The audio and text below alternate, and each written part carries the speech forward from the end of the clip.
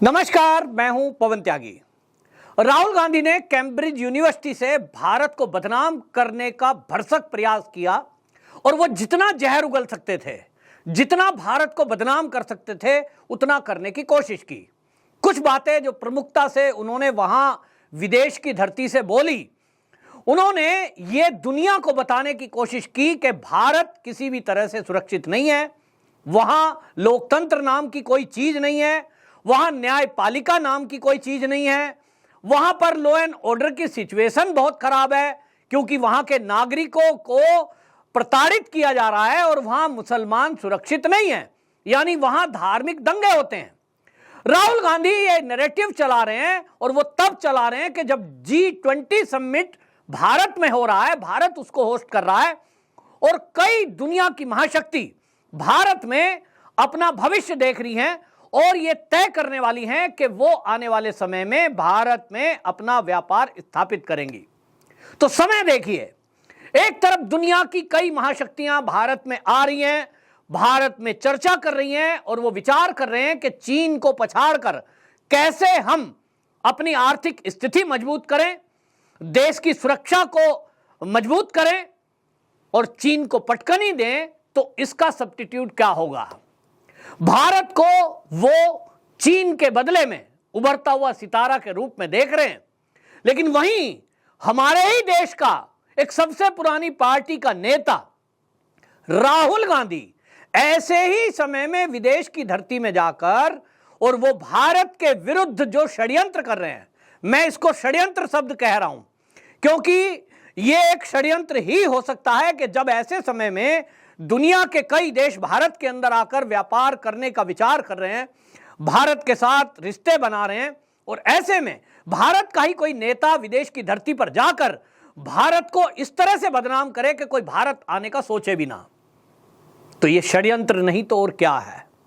राहुल गांधी ने हालांकि ये पहली बार नहीं किया, अनेक बार किया है, लेकिन इस बार राहुल गांधी जहां कैम्ब्रिज में बोले उसकी तस्वीर ने एक और सच्चाई को बयान कर दिया जो आप सबको जानना बड़ा जरूरी है।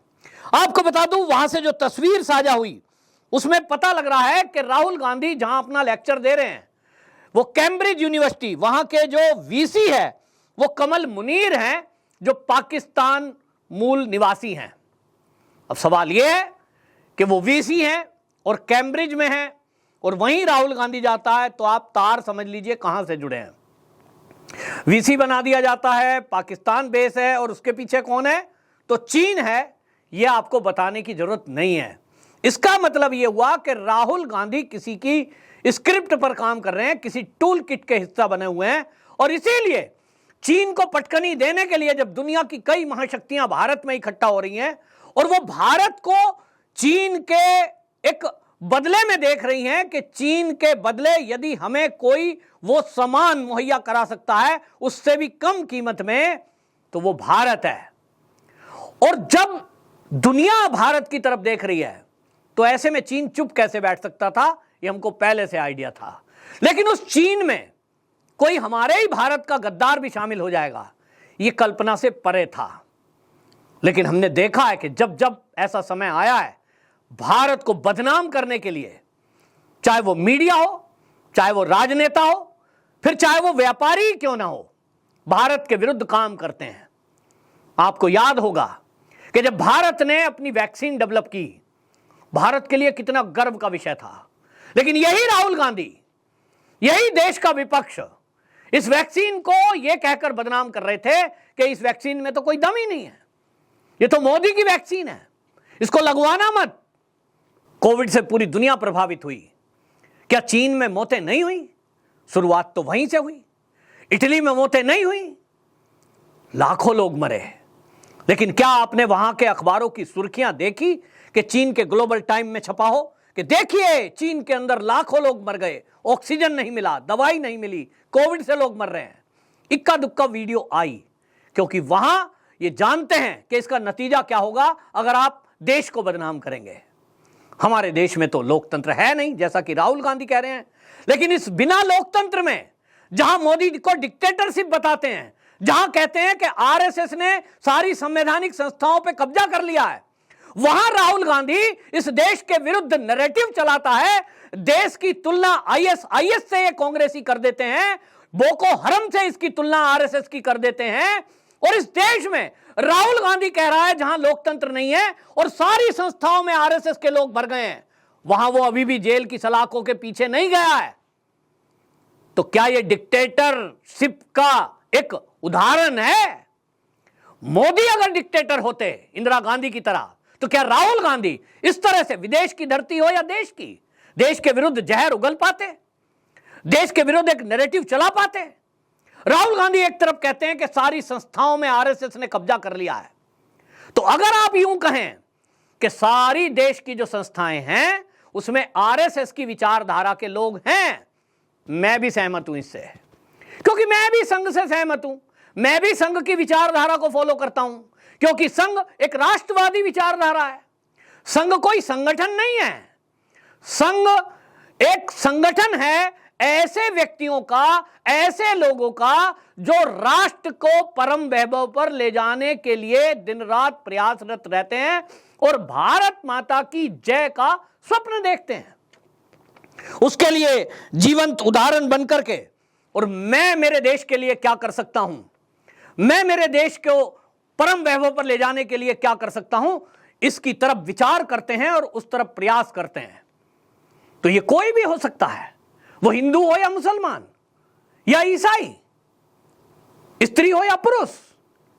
तो मैं राहुल गांधी की इस बात से सहमत हूं कि अगर वो कह रहे हैं कि सारी संस्थाओं में आरएसएस ने कब्जा कर लिया है, शब्द गलत है, शब्दों का जो चयन है राहुल गांधी का वो गलत है। मैं इसको बताता हूं, हां, आरएसएस के ही लोग ज्यादातर संवैधानिक संस्थाओं में और नौकरियों में आज छाए हुए हैं, क्योंकि संघ की जो विचारधारा है उससे आज भारत के मुस्लिम, ईसाई, सिख, जैन, बौद्ध सब प्रभावित हैं।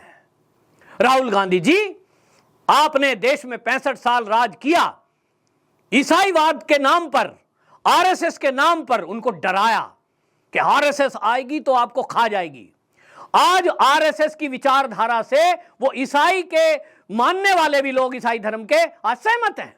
और इसलिए नॉर्थ ईस्ट में, नागालैंड में जो सरकार बनी है, इसका जीता जागता उदाहरण है कि जहां आप कल्पना नहीं कर सकते थे आजाद भारत में भी कि कोई रामचरितमानस को लेकर खुलेआम वहां चल सकता है, गीता का पाठ लाउड स्पीकर लगाकर कर सकता है, वहां इनर लाइन परमिट व्यवस्था लागू थी, आज वहां भाजपा के समर्थन से, वहां संगठन से वहां सरकार बन रही है। तो राहुल गांधी जी, आपकी थ्योरी फेल हो गई, क्योंकि आज देश के ज्यादातर लोग, 150 करोड़ की जनता, ये जो भारत की आबादी है, इसमें से अधिकांश लोग संघ की विचारधारा से सहमत हैं। और इसलिए कोई न्यायपालिका में हो, कार्यपालिका में हो, चाहे वो फोर्स में हो, फिर चाहे वो राजनीति में हो, तो फिर वो संघ की विचारधारा से सहमत है तो है। अब इसमें आपको दिक्कत क्यों है? अगर कोई राष्ट्र को परम वैभव पर ले जाने की चिंतन कर रहा है, यदि परम वैभव पर ले जाने की शपथ लेता है और इस दिशा में यदि वो काम कर रहा है, जो अपनी जगह जहां भी नौकरी करता है उसको ईमानदारी से करता है, क्योंकि वो याद रखता है कि संघ ने यह सिखाया है कि आपका व्यक्तिगत चरित्र और राष्ट्रीय चरित्र दोनों को आपको ऊंचा रखना है। तो यदि मैंने संघ से जुड़ करके या संघ को जान करके, संघ को पढ़ करके मैंने ये जाना है कि मुझे मेरा व्यक्तिगत चरित्र को भी मेंटेन करना है और मेरा राष्ट्रीय चरित्र क्या है इसका भी चिंतन करना है कि मैं राष्ट्र के लिए भी कोई ऐसा काम ना करूं, मेरे किसी कर्म के कारण राष्ट्र का नुकसान हो। ये राष्ट्र पूरा एक भारत माता है और इसमें रहने वाली सब भारत माता की संतान है, ये आरएसएस का चिंतन है। तो मैंने इसको समझ लिया। अब आप कहें कि एक पत्रकारिता के फील्ड में पवन त्यागी, आरएसएस ने कब्जा कर लिया है द न्यूज चैनल पर, तो यह राहुल गांधी जी आपकी सोच हो सकती है। मेरी सोच यह है कि द न्यूज चैनल पर सभी पत्रकार, एडिटर और इस चैनल के मालिक आरएसएस की विचारधारा से सहमत हैं, क्योंकि उन्होंने जब से संघ को जाना उनको लग गया कि भाई अच्छी विचारधारा है, देश हित किसको नहीं प्यारा है, देश भारत माता हमारी तरक्की करे, ये सब चाहते हैं। लेकिन राहुल गांधी इसको बदनाम कर रहे हैं और वहां जाकर के वो ये कह रहे हैं कि आरएसएस ने देश का माहौल खराब कर दिया है। जब से माहौल खराब हो गया है जब से आरएसएस को आगे बढ़ी है और हिंदू मुस्लिम एकता उनको लगता है कि खतरे में आ गई है। वो कहते हैं कि यहां जो है चुनाव आयोग, न्यायपालिका, संसद सब खतरे में है। तो आपको याद होगा कि पाकिस्तान के जो वहां वीसी हैं, जो मैंने नाम लिया कमल मुनीर, इनके तत्वाधान में जो कार्यक्रम हुआ है और राहुल गांधी वहां बोले हैं, यह पूरा खेल समझ में आ गया है कि यह चीन के इशारे पर कार्यक्रम तय हुआ और उसी के इशारे पर पाकिस्तान के वीसी ने यह सब रचा। और यह पहली बार नहीं है कि वहां खड़े होकर के वो विदेशों से यह कह रहे हैं, कई देशों से, कि भारत में आप जाना मत भाई। राहुल गांधी का पूरा लब्बो लुबाव यह है उस प्रवचन का जो वहां उन्होंने भाषण दिया है कि भारत अच्छा देश नहीं है, भारत में सुरक्षित नहीं है कोई लोग, और वहां व्यापार लगाने जाओगे तो आपका व्यापार भी वहां सुरक्षित नहीं रहेगा। तो राहुल गांधी लोगों को भारत में अपना उद्योग धंधा लगाने से रोकने के लिए, कहने के लिए वहां कैम्ब्रिज यूनिवर्सिटी गए। वो समझ में आ गया। और तीसरी चौथी बात जो उन्होंने वहां लास्ट में की है, मेन उसमें निचोड़ यह है कि वो कह रहे हैं कि अगर हमारी सरकार आ जाएगी 2024 में तो हम फिर माहौल ठीक कर देंगे, हिंदू मुस्लिम भाईचारा बढ़ जाएगा, कश्मीर में जो हिंदू विस्थापित हैं वो सारे अपने घर वापसी चले जाएंगे आराम से, कोई दंगे नहीं होंगे और यहां सब ठीक हो जाएगा, भारत फिर से तरक्की करेगा, लेकिन मोदी को हटाने में हमारी मदद करो। तो आपको याद होगा मणिशंकर अय्यर 17 नवंबर 2015 में पाकिस्तान गए थे और वहां ये बात कर रहे थे कि मोदी को हटाने में हमारी मदद करें। तो मणिशंकर अय्यर का वो वीडियो वायरल हुआ था, उनको उम्मीद नहीं थी। इसी तरह नेशनल कॉन्फ्रेंस के फारूक अब्दुल्ला हैं, भारत जोड़ो यात्रा में वो मणिशंकर अय्यर हैं, वो हमेशा कहते हैं पाकिस्तान से बात क्यों नहीं करता भारत। तो ये बात कराने के हितैषी हैं। कुल मिलाकर पाकिस्तान प्रेम राहुल गांधी का और इनकी पार्टी के नेताओं का जग उजागर हो गया है। और कैम्ब्रिज में जाकर के जिस तरह से ये नफरत फैलाने के लिए गए हैं और भारत में उद्योग धंधे लगाने वाले देशों को रोकने के लिए जो नैरेटिव बिल्ड करने के लिए चीन के इशारे पर गए हैं, राहुल गांधी पूरी तरह एक्सपोज हो गए हैं। और अब यह समय है कि अगर ये देश में लौटकर आते हैं तो आपको बता दूं कि देशवासी जो राष्ट्रभक्त हैं उनको इस बात का सवाल राहुल से पूछना चाहिए कि राहुल जी, आप विदेश की धरती पर जाकर भारत को बदनाम क्यों करते हैं।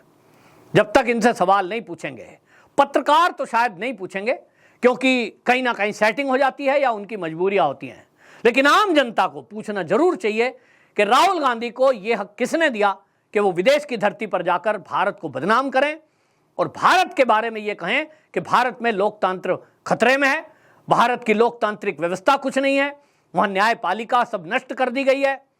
तो ये जो एक टूल किट पर राहुल गांधी काम करने गए, इसका जवाब मांगना चाहिए। और लोगों का कहना तो यह है कि राहुल गांधी के ऊपर राष्ट्रद्रोह का केस दर्ज करना चाहिए, क्योंकि इस तरह की भाषा और देश विरोधी बयान ये राष्ट्रद्रोह की श्रेणी में आते हैं। आपकी क्या राय है, कमेंट बॉक्स में जरूर बताएं। वंदे मातरम।